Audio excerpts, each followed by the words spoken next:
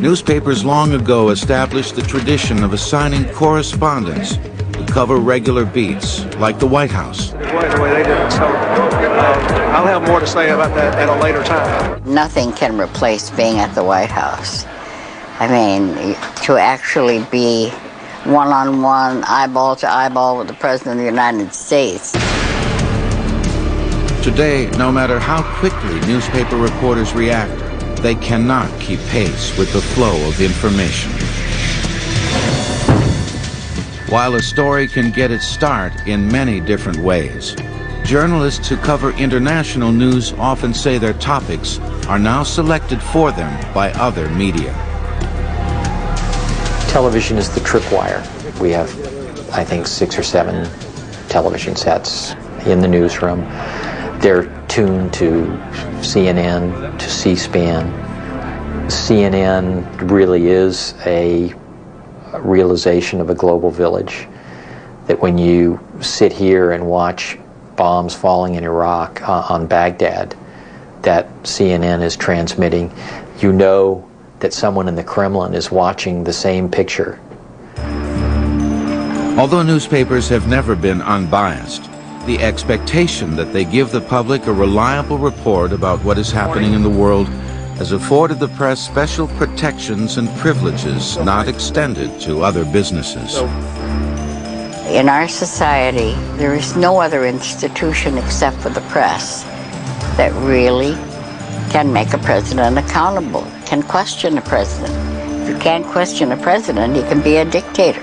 He can rule by edict, by order. So I really put reporters on a high plane in our society because that's what makes the democracy. In following a story, reporters rely on their own observation, interviews with sources, and public records. Even so, many claim that arriving at the truth is a challenge. I think that news has always been managed, certainly since I've been covering the White House. Managed, manipulated, controlled, but I think that's always been true in our country. There have been reports that you were told directly or indirectly at least twice that the Contras were benefiting from the Iran arms sales. Is that true? And I'd like to follow on. Helen, let me just say, no, that is not true at all. It became a state-of-the-art in the Reagan era. We get spin every day here. Thank you. Mr. President, you didn't answer the question on Poindexter. Did they deceive you? You didn't answer whether Poindexter and North deceived you. Every president I've covered has tried to manage the news and control the output and the outlook. The process of shaping a story is one of give and take between a reporter and her editor. Always, they are on a race to meet the deadline. Okay. We'll, in an hour and a half, we'll lose the ability to report it. So right.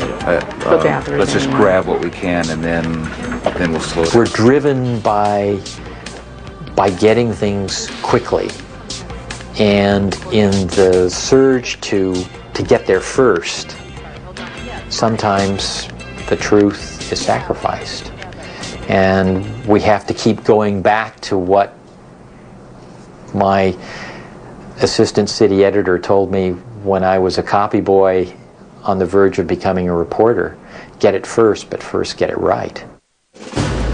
Reporters work on video display terminals connected to the paper's main computer. Their stories go directly to a copy desk for editing. The graphic arts department supplies photos and illustrations. Yeah. Some photos are shot by staff photographers. Others are retrieved from an Associated Press database that contains over 500 images and is updated every 24 hours.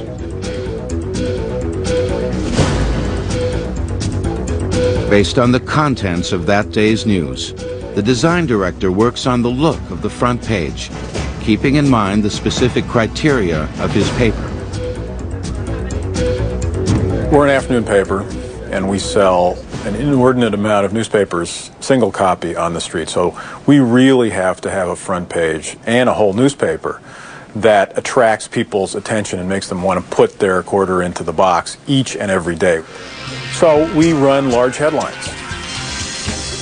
The last person to see the paper before it goes to press is the news editor. He is the man who must catch the mistakes before they happen. Grids holding the dummied-up type are sent to the engraving department. Here, stories, photos, and ads are placed on a piece of waxed photographic paper, the exact size of a newspaper page. A laser reader scans the pages and transmits their image via microwave to the printing plant, 5 miles away. Laser writing machines transfer the image of the page onto a piece of film. A technician places a thin plate of polymer plastic onto the negative of the film. A machine washes water over the plate, leaving a raised image of the page on the surface of the plastic.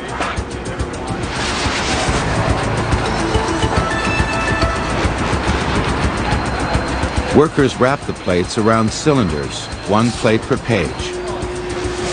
Each cylinder holds a total of 16 plates. Robots transport 1,700-pound rolls of newsprint, 7 miles long, to the press.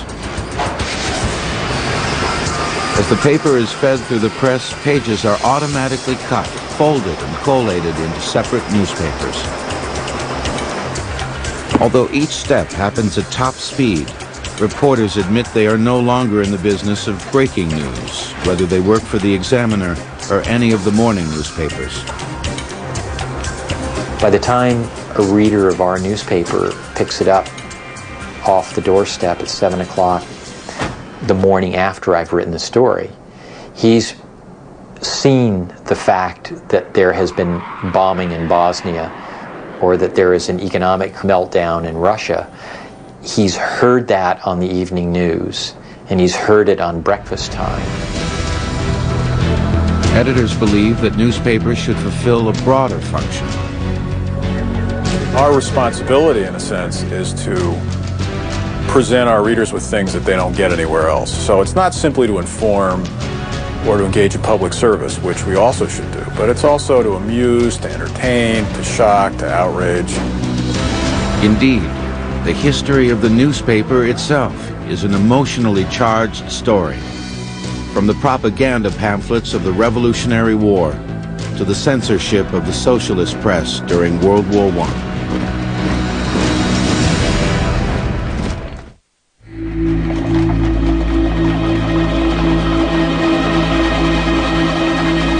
The death of a king, danger to the nation, or the emergence of a new leader have always been considered newsworthy events. In the ancient world, as through much of human history, such news was delivered by the only means available, word of mouth. From even the earliest times, a high premium was placed on the speed and accuracy of the news. Messengers were trained to heighten their physical endurance and to sharpen their memory by rhyming phrases into long epics like the Iliad. One of the first improvements on spoken news occurred in ancient Rome, when Julius Caesar initiated a daily news sheet with reports on the Roman Senate. During the Middle Ages, monks and scribes laboriously reproduced manuscripts by hand. Then in the 1440s in Mainz, Germany, Johann Gutenberg began experimenting with movable type. By casting individual letters out of metal, he created pieces of type that could be combined and recombined over and over again.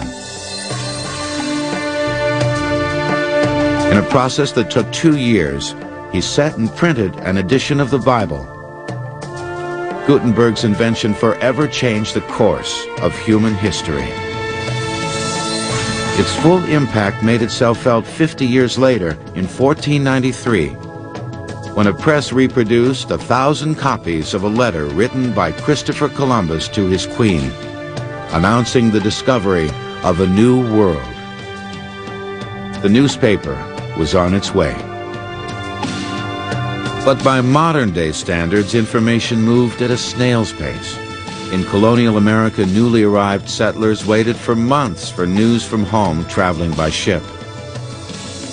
The earliest efforts at reporting, actually, in the United States were simply printers walking down to the docks and trying to get the news a little bit quicker so they could put it into their newspaper. Then somebody got even more industrious and they got a rowboat and rowed out and met the ships a little bit earlier. Newspapers were a spirited voice in colonial society. After the British Crown imposed a harsh stamp tax on the sale of newspapers, publishers like Benjamin Franklin used bold graphics to trumpet the cause of independence and became a major force in fueling the Revolutionary War. These papers were not objective, they were not fair. They chose sides, and they fought for that side, and they helped make a revolution by doing that. At the beginning of the 19th century, news was still traveling only as fast as men could carry it. One of the great stories of the slowness of news is the War of 1812. The War of 1812 ended. This was a peace treaty signed in Europe, but they didn't find out about it in the United States for many weeks after that. So the biggest battle of the war, the Battle of New Orleans, was fought after the war ended. During the early 19th century, papers were printed on a flatbed press. Printers operated the heavy machinery by hand. The process was slow and expensive. The newspaper had pretty much a rich audience. It was expensive to buy. It cost 6 cents a copy, which was a significant percentage of a working person's salary in those days. So working people really weren't reading newspapers. In the 1830s, the newly invented steam engine was harnessed to power the press, and suddenly thousands of copies could be reproduced. At the same time, the manufacture of cheaper paper and the rise of urban transportation systems enabled publishers to cut the price of their newspapers to a penny a copy. But it was not until the 1840s that the news business would be truly transformed by a new invention, the telegraph. The telegraph, of course, brought faster news, and it allowed news organizations, newspapers all over the country to have information transmitted by correspondents in the field instantaneously across telegraph wires. The telegraph played a crucial part in perhaps the biggest news story to ever hit the United States, the Civil War. It was the story that people most wanted and needed to know about. So during the Civil War, the success of your newspaper depended on your ability to get reports of battles back as quickly as possible. By its very nature, the mechanics of transmitting by telegraph dictated the manner in which stories were written. It was very expensive to transmit this information. We got a change in the style of newspapers. Newspapers went from being long, elegant essays to short, truncated reports. And comparable to the writing of the present day, with a short lead and with the movement eventually from the most important item first and then in descending order the rest of the information. Newspaper publishing was becoming an important industry, and New York City its center. In the 1880s, a German immigrant named Joseph Pulitzer established The World, hired a few top journalists and graphic designers, and turned news into entertainment. There was a revolution in graphics, in design, and display. They brought in a sense of sensationalism and a sense of excitement and a spirited notion of journalism. The press went from being kind of the gray lady to bold, brassy headlines. By mixing sensationalism and entertainment, Pulitzer created yellow journalism and built an empire. It was not long before a transplant from California, William Randolph Hearst, entered the scene. The 33-year-old Hearst purchased the New York Journal in hopes of stealing a piece of Pulitzer's market share. His first coup was the reporting of a seemingly obscure incident 50 miles off the coast of Florida on the Spanish-owned island of Cuba. Hearst heard a story of a young Cuban woman who was arrested and placed in a Spanish jail in Cuba. And boy, did he run with this story. He sent a reporter down to rescue her, and he got this woman out of jail and brought her back to New York and paraded her through the streets of New York as a great heroine. The following week, an unexplained explosion in Havana's harbor, in which the American battleship the Maine was destroyed, gave Hearst the excuse he needed to promote war with Spain. Indeed, the notion of you provide the pictures, I'll provide the war was a message supposedly from Hearst to his editors and correspondents in the field in Cuba. From the point of view of newspaper publishers, the Spanish-American War was a huge success. It was a nice short war. The correspondents, many of whom had helped really start the war by fanning anti-Spanish sentiment in this country, were all over the place, covering things like Teddy Roosevelt's ride up San Juan Hill. 6 years later, Roosevelt's well-publicized heroics won him the presidency. The fierce competition between dailies forced publishers to resort to theatrics to sell papers. In one of the most widely publicized of these escapades, Nellie Bly, a New York World reporter, set out to challenge Jules Verne's fictional account by going around the world in less than 80 days. People were back home rooting for her. Would Nellie make it? They were taking wagers on her. These were the days of stunt journalism, when James Gordon Bennett Jr. sent Henry Morton Stanley to find Dr. Livingstone in Africa. And the famous quote, "Dr. Livingstone, I presume," comes from a story in the New York Herald. People who themselves really weren't traveling much in these days lived vicariously through some of these newspaper adventures. The circulation of the Pulitzer and Hearst dailies each exceeded more than 1 million readers. Throughout the country, newspaper barons amassed such astounding fortunes that many entered the highest ranks of the Fortune 500. No one suspected that the future of the newspaper might soon be in jeopardy.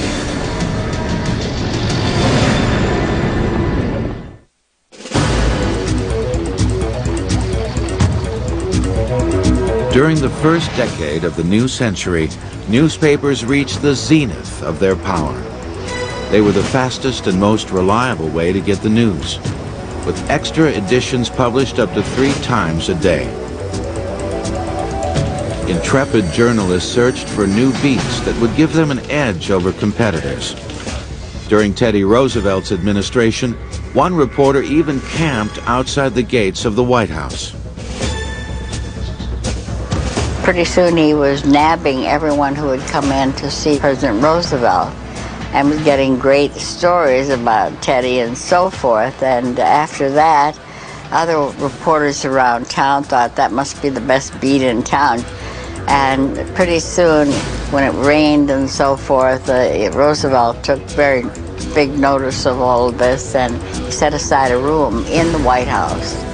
The press room established at the White House still exists to this day. We had squatters' rights. We came in, we stayed. We were the men who came to dinner. Stories from the White House may have sold papers, but advertisers paid for them. The idea of newspapers was that you would create the largest possible audience, get advertisers to support them, and then provide the newspaper to the public for the lowest possible cost. And so newspapers would cost 5 cents, but it might cost $5 to produce the newspaper, the individual paper, and the advertiser paid the freight. In 1914, after war broke out in Europe, newspapers played an important role in turning American public opinion against Germany. There was an intense fever in the country at that time that depicted the troops of the Kaiser as Huns, eating babies, and all kinds of rumors were spread by newspapers and propagandists, and they worked hand in hand and played a big role in mobilizing American public opinion for World War I. Sentiment was so strong that Congress passed the Espionage and Sedition Act, making it a crime for publishers to print anything that attacked President Wilson's policy. When a few socialist publications disobeyed, they were shut down. At first, the war was perceived as a romantic adventure, but dispatches from the front sent back by war correspondents like Ernest Hemingway brought home the grim reality of trench warfare and poison gas. The newly invented medium of film made these images even more vivid. Just a decade later, the impact of other technological advances were making themselves felt across the United States. This is WJZ, New York. As Saturday dawned over the vast Atlantic, the Lindbergh plane is unreported since passing Newfoundland early last night. By the time Charles Lindbergh completed the first successful transatlantic flight, wire photos could be sent over telephone lines. Data signals translated into gray dots and reproduced a perfect image. The process took less than 10 minutes. The radio had just reached the height of its audience, and newsreels. The newsreel had come along as a part of the Saturday afternoon movie, so suddenly you had a multimedia effect. And Charles Lindbergh steps into this and becomes perhaps the most celebrated person in human history up to that point. With newspapers leading the way, people everywhere knew Charles Lindbergh. He would eventually pay a high price for his celebrity status. His infant son was kidnapped and murdered. The trial that followed turned into such a media circus that Lindbergh ended up leaving the United States. The press wielded so much influence that during the 1930s and 40s, a number of columnists became celebrities in their own right. Walter Lippmann, the intellectual editor of the New York World, whose opinion was so respected that presidents would not make a move without his advice. Walter Winchell, a veteran of the vaudevillian stage, whose chatty column brought the public gossip about everyone from Clark Gable to the Prince of Wales. And Will Rogers, whose folksy commentary in the Los Angeles Times was so popular that he soon became the homespun hero of the silver screen. Even comic strips and their creators achieved national fame. Comic strips also could be quite ideological, and they had a particular point of view they tried to get across. Rex Morgan was almost a PR tool for the American Medical Association. There was just the sainted doctor. Mary Worth was the ultimate social worker. It was a simple way through attitudinal graphics to convey ideas. Newspaper publishers like the Chandler family of Los Angeles were so influential that they often selected political candidates. They certainly promoted certain candidates as opposed to others. They were very fond of Richard Nixon, for example, and over the years they were regarded as one of the rock beds of American conservatism. It was often said that unless the Chandlers and the people at the Los Angeles Times vetted the candidates, the people simply didn't get elected to public office. But a change was occurring in the world of news, one that would drastically alter the role of the newspaper. Radio was beginning to gain ground. No, I'm speaking of a theater. Oh. Sid Gorman's Chinese. Oh, is he really? He doesn't look it. As a form of entertainment, radio had been around for nearly a decade. But as a means of transmitting the news, radio was not taken seriously until the first German tanks rolled across Europe. The new medium created was broadcast journalism.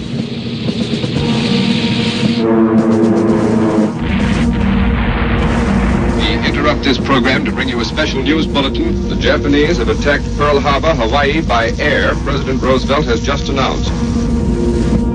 Pearl Harbor was bombed on a Sunday afternoon, and Sunday was the one day when there were no afternoon newspapers back on the East Coast. So the very early reports on the bombing of Pearl Harbor were on radio, and people had to really turn to radio to find out what was going on in those days. The radio brought eyewitness accounts home to Americans, sitting in their living rooms, in ways which had never before been possible. This is Edward Murrow speaking from London. There were more German planes over the coast of Britain today than at any time since the war began. Edward R. Murrow would take his microphone and aim it at the sidewalk so you could hear the sound of somebody sweeping up broken glass after a night of German bombing. There was an immediacy to radio coverage of World War II, which was new and powerful. But newspaper reporters brought their own special talents to the front. Hundreds went overseas, while most donned the uniforms of officers and relayed events from that privileged perspective. Syndicated columnist Ernie Pyle was the exception. His dispatches from the beaches of Normandy and the islands of the Pacific captured the feelings of the ordinary GI. Like many of the men he wrote about, he was killed in action on Okinawa in 1945.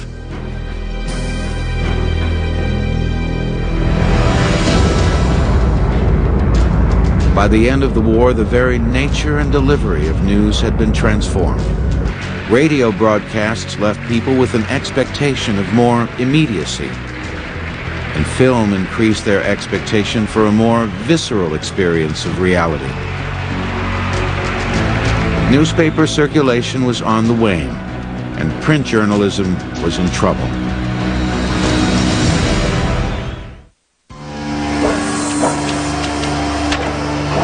Through the 1950s, the newspaper printing press was a dangerous and toxic place to work. Linotype operators poured molten lead into frames to cast lines of type. They mounted the heavy plates onto cylinders, which pressed the raised surface of the type onto newsprint.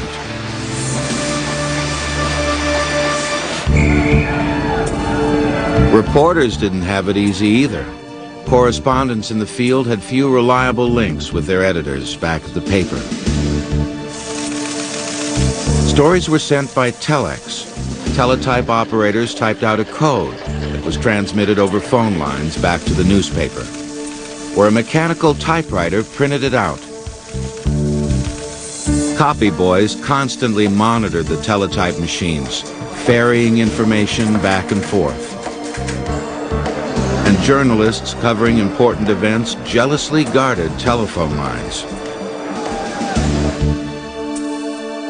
White House correspondent Merriman Smith credited his 1964 Pulitzer Prize to an uncanny ability to beat rival journalists to the phone.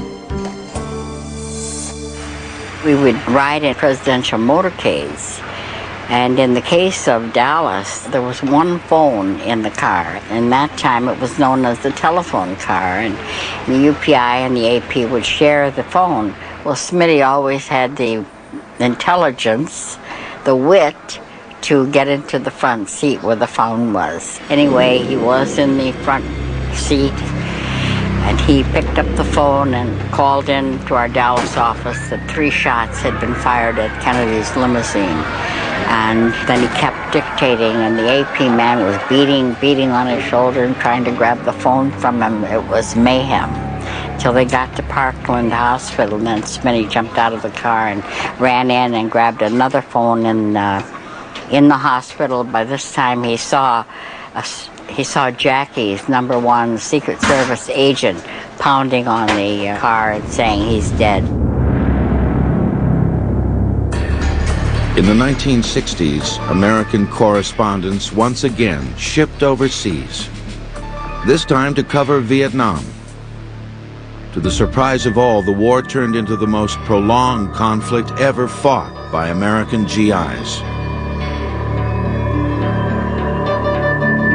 It was the first time that reporters suddenly found themselves in an adversarial position with the United States government. That they found that at these famous 5 o'clock follies, the government briefings, that they were perpetrating lies. And the government did not want the reporters up country to be telling the truth. Love me for being over-accessible. While the government was putting pressure on newspapers to spout the party line, a new and strident voice was emerging in American journalism, the underground press. You had this explosion of colorful papers interested in the hippie subculture and interested in drugs, like the Berkeley Barb and the Los Angeles Free Press. And these papers were free in their opposition to the war, would print scathing attacks on U.S. involvement in Vietnam. It helped rally young people in the United States in particular into the streets, into mass protests against the war in Vietnam.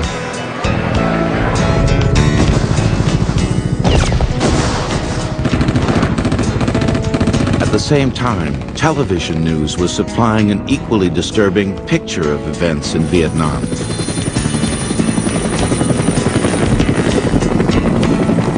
And then in the late 1960s, CBS News, which is where Cronkite was broadcasting at the time, began to be able to bring into people's living rooms pictures of small villages in Vietnam where American soldiers were being helicoptered in to clean out the Viet Cong.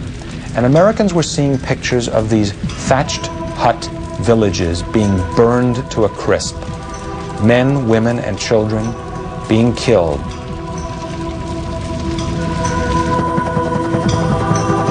The pictures people were watching on their TV screens were more powerful than anything they were reading in their morning papers. As a result, the public began to pull away from the newspaper. In the 1970s, foreign correspondents working in remote locales still relied on the teletype machine to send their stories back to the States. If I traveled outside of New Delhi, then I would go to the local post office and I'd give my story over to a telex operator, most of whom didn't speak any English or couldn't read English. They just could read the characters. And they would type it into the machine, and you'd take a 20-minute nap or have a cup of coffee, or depending on what hour it was, wait for the copy to clear. Realizing that meeting their deadlines depended on the telex, many correspondents found themselves currying the favor of local operators. You made sure that your telex operator had a bottle of scotch each Christmas, and that was more or less it. Everyone in the newspaper business accepted the fact that breaking news, by the time it appeared in the paper, was already a day old. 15 years ago, you couldn't get to your correspondent except by a telegram or through a telephone call that was going to take hours to get through. So it was hopeless to even think about this news cycle. So you were already gearing towards the next. But in the 1980s, this would all change. Reporters began exchanging their beloved typewriters for computers. And then in 1986, an astonishing breakthrough in communication cut the lag time between the occurrence of an event and when it was reported on television. Chinese students in Tiananmen Square were broadcast live via satellite. As a result, newspapers were driven to publish their own stories faster. During the next decade, correspondents began filing on laptops that automatically transmitted their stories over a phone line back to the main computer terminal at their papers. The first time I used the sat phone was in 1995 with the deployment of the NATO-led forces in Bosnia. You know, you're always fumbling with a new technology, and it's very fragile, and you're uncertain as to whether it's going to work or not. And then there's no sweeter sound than that kind of, that little diddle when you know that you're getting a line. And there's no greater sense of frustration than when you're sitting in an empty hotel room or somewhere with 1,200 words of blood, sweat, and tears, and you can't get a line, and you can't get out. Even when stationed in the most remote locales, satellite communication enabled correspondents to stay in constant touch with their editors. It was early '96. I had a sat phone and went up to the roof of the hotel in Zagreb, and you know, there's a little map of where the satellites were and where you pointed, and that's how you communicated. But even with the help of satellites, newspapers could not match the immediacy of real-time video broadcast.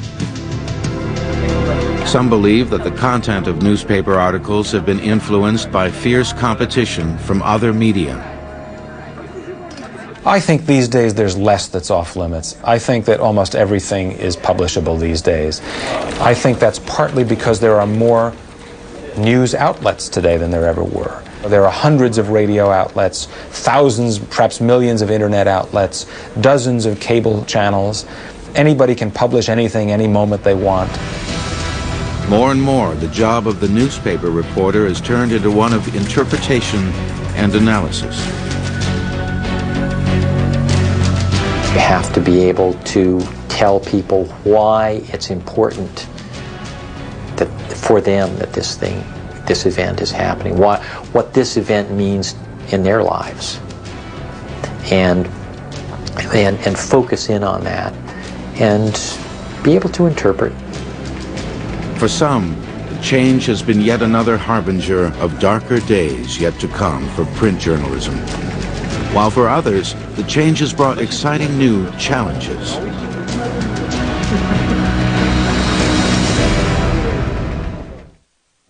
Economic Development Association, NewsPapers. Most professional journalists agree that television has robbed the newspaper of much of its influence.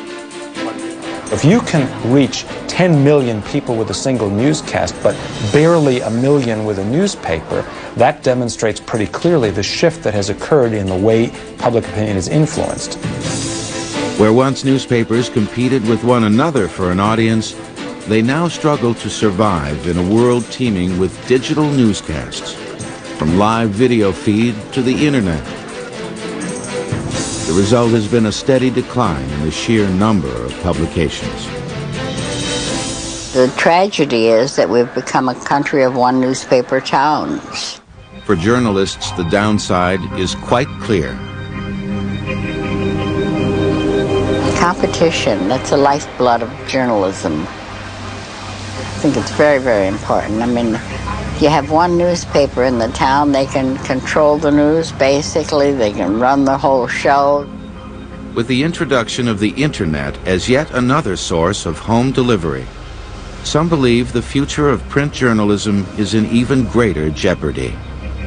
Others have a more optimistic view. You're not going to sit around and watch the 6 o'clock evening news anymore. You're not going to necessarily read the newspaper at breakfast anymore. You're going to punch up the internet whenever you please. And I think that the future may be in the area of delivery on demand, and print broadcasters may be more capable of doing that than broadcasters. For those working at the Media Lab at MIT, the future is here. If you have an electronic form, you can add additional news for any individual without that additional cost. So suddenly there's an economic that can support my in-depth interest in a particular subject like bicycling, where I can get much, much more news about bicycling than the Boston Globe would ever think was useful or economical or practical to print in the paper. Today, news delivered via the internet can be personalized to suit the needs of an individual. Many, many websites, for example, that have the word my in front of them. They give you my news, my Yahoo, my Excite, etc. And what those websites allow you to do is they allow you to specify topics of interest, so you'll get additional information about those topics on a daily basis or on whatever clock cycle you choose. Professional journalists also view the internet as an invaluable asset. The challenge for a reporter today is using the computer as a full tool and using the internet. The internet's a terrific news source. Our Pentagon correspondent discovered military chat rooms where soldiers were kind of talking back and forth. You're a fly on the wall, and you can pick up stories. It's a tremendous archive. The internet is just this wealth of information for you as much as it is for me, but for me, information is my business. For those comfortable with the capabilities of digital communication, the possibilities are boundless. For instance, a newspaper published on a desktop computer can now be disseminated over the World Wide Web. We gave children the same tools and allowed them to create a newspaper. And we've got a group of about 3,000 children from around the world. There are 139 countries represented, and they're publishing an online publication called the Junior Journal. And that newspaper is their expression about what it means to be a kid in various societies around the world. Experts believe that digital news publication has the power to transform news organizations in a positive sense.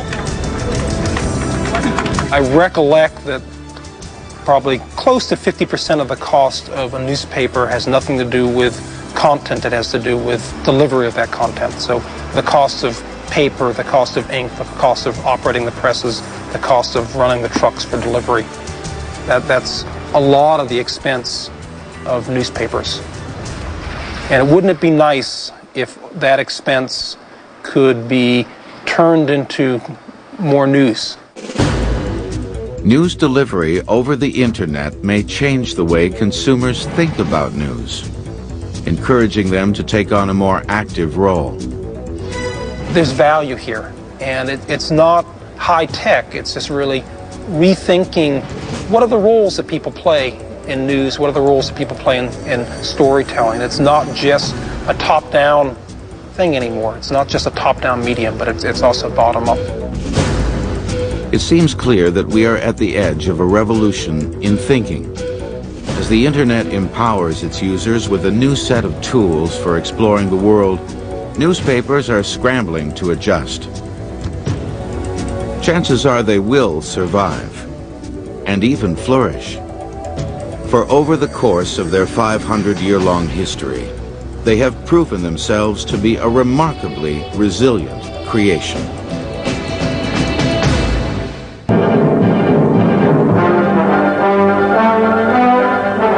Cosmonaut or astronaut, Russian or American, the pre-launch preparations are much the same.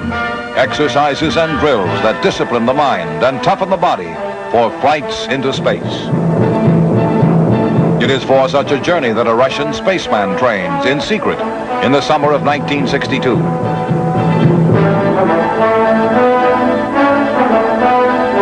His name is Andrei Nikolaev, and at a Russian cosmodrome somewhere in Central Asia, he is ready on August 11th for blastoff.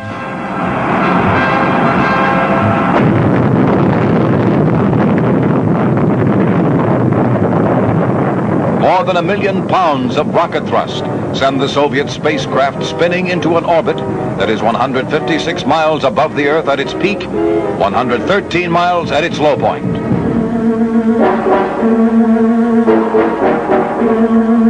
Only when cosmonaut Nikolaev is safely in orbit does the world learn of the launching. In Moscow, crowds in the streets hear radio reports from loudspeakers atop buildings in Red Square. It is a year and 5 days since German Titov orbited the Earth 17 times. The Russian people and the free world listen, wait, and wonder. What is the real purpose and importance of the flight of cosmonaut Andrei Nikolaev?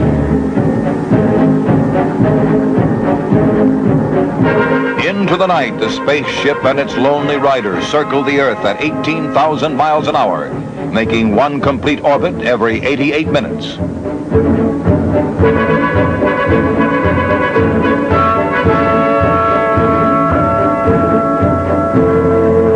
Then the first in a series of spectacular space-age achievements.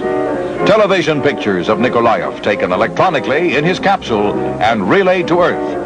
Viewers see the cosmonaut attempt to tie down his logbook as it floats freely in the eerie world of zero gravity.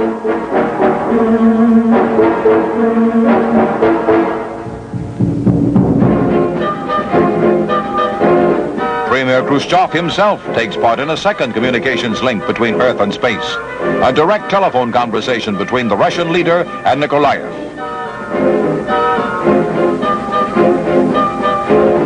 The cosmonaut, who begins his broadcasts with the greeting, "This is Falcon," reports all is well with himself and his spaceship. Khrushchev replies, "Я вас слышал, товарищ Николаев.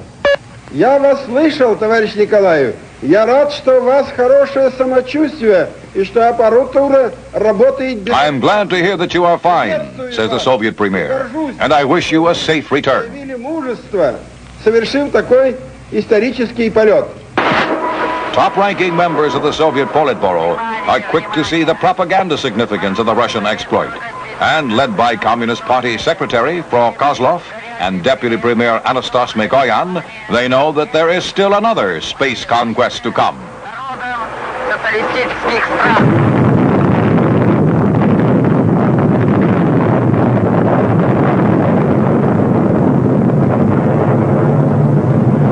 A second cosmonaut, Pavel Popovich, is hurled into orbit 24 hours after Nikolaev.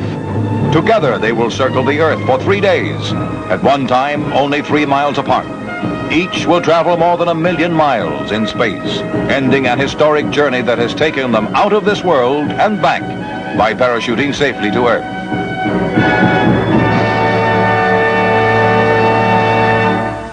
Four days after landing, the cosmonauts return to Moscow and the acclaim of their countrymen.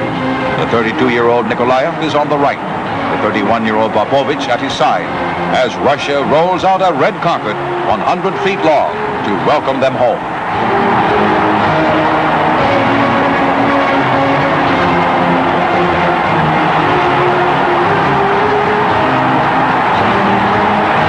The two men mount the receiving stand and salute as one. Never before has anyone, even a visiting head of state, received a more spectacular and propaganda-conscious greeting. Nikolaev is embraced and kissed repeatedly by Premier Khrushchev.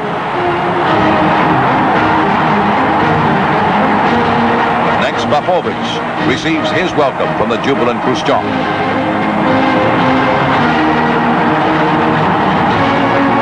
Then a 20-mile trip to Red Square, with Nikolaev at left and Popovich riding in an open car.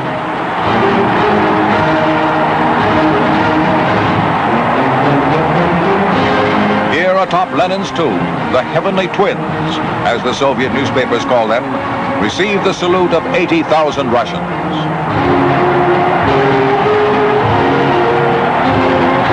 The rest of the world joins too in applauding another milestone on mankind's journey to the stars. In America, there is no secrecy, no Iron Curtain, as work is completed on a jewel-encrusted satellite called Telstar, designed to span oceans and link continents through a worldwide television hookup.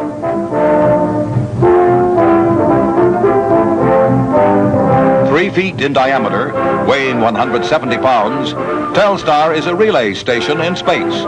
It is crammed with 15,000 intricate parts, whose purpose is to receive signals from Earth, amplify them 10 billion times, and transmit them back to the ground.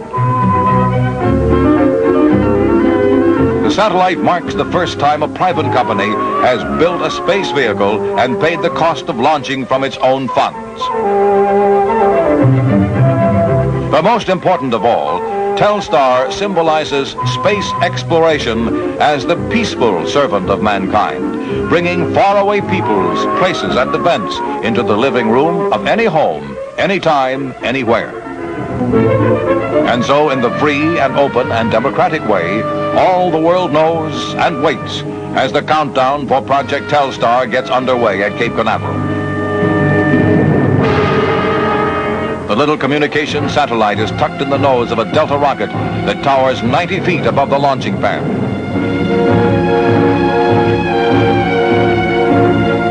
$45 million in research and development, tens of thousands of man-hours. This is what they lead to. This is where they end, in the final, fateful seconds that are, for the launch crew and the rocket, the inevitable moment of truth.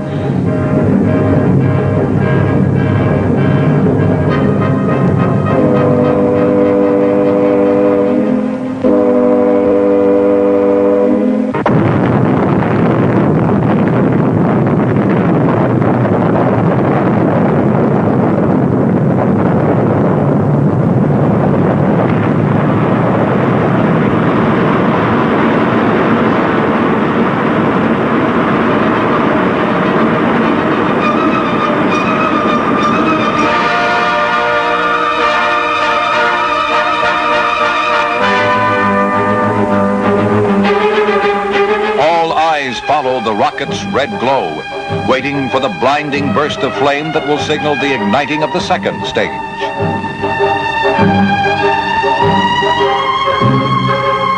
"11 minutes after launching, Telstar is in orbit, circling the Earth every 160 minutes. Ground stations make contact, and the satellite responds. It relays not only television signals, but telephone calls, still pictures, and teletype messages. Before Telstar, relaying a live transatlantic television signal would have required a mid-ocean tower at the impossible height of 150 miles. Now TV stations can reach out beyond the horizon, around the curve of the Earth. Already special telecasts have crossed the Atlantic, America to Europe, Europe to America, heralding the day when 30 or more Telstars will girdle the Earth in a global network, helping nations find among themselves a common understanding, and in that understanding, a brighter hope for peace. In this search is remembered the words spoken 100 years ago by Abraham Lincoln, words about a divided country that today